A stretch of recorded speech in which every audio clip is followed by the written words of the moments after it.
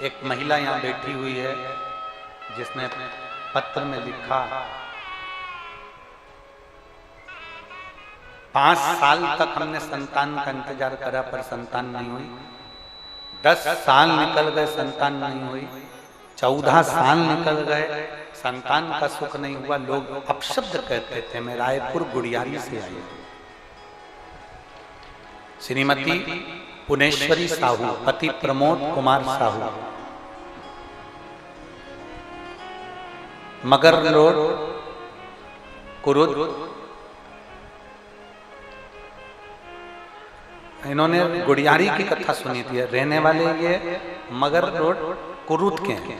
कुरुद छत्तीसगढ़ में इनका निवास है। कहीं बैठे हो तो हाथ हिला सकते हैं। कहीं बैठे हैं आपने लिया बच्चे को लिया होगा? हाँ लिया। मैं मगर रोड कुरुद की निवासी हूँ। जिस गांव में कथा हो रही है यही रहती हूँ। जिला धमतरी, छत्तीसगढ़। पुनेश्वरी साहू, पति प्रमोद कुमार साहू। 14 वर्ष तक औलाद नहीं हुई। तब किसी ने कहा, वो सियोर वाला महाराज आता है कथा करने के लिए, अगर पंडाल में बैठकर कथा सुनी जाती है तो बाबा पूरी जरूर करता। पहले तो मैं हंसी, सोचा ऐसा कोई होता है कि पंडाल में बैठकर कथा सुनो और भगवान सुन लेता है। उस समय पर आप गुड़ियारी में कथा करने वाले थे। मैं अपने पति के साथ गुड़ियारी रायपुर में पहुंची और वहां पर रहकर मैंने कथा सुनी।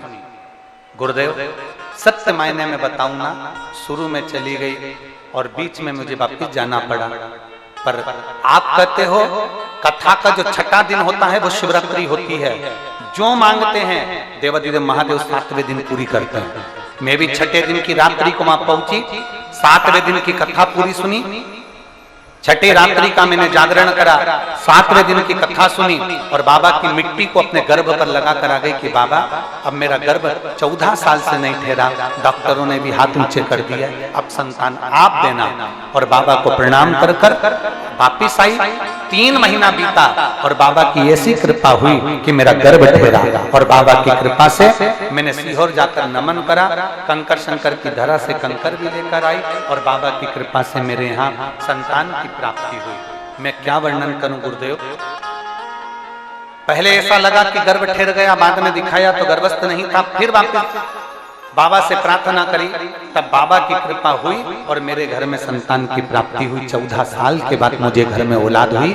मैं बाबा को नमन करती हूँ, जिसका फोटो भी लगा रही हूँ और बच्चे को साथ में लेकर भी आई हूँ। ये शिव तत्व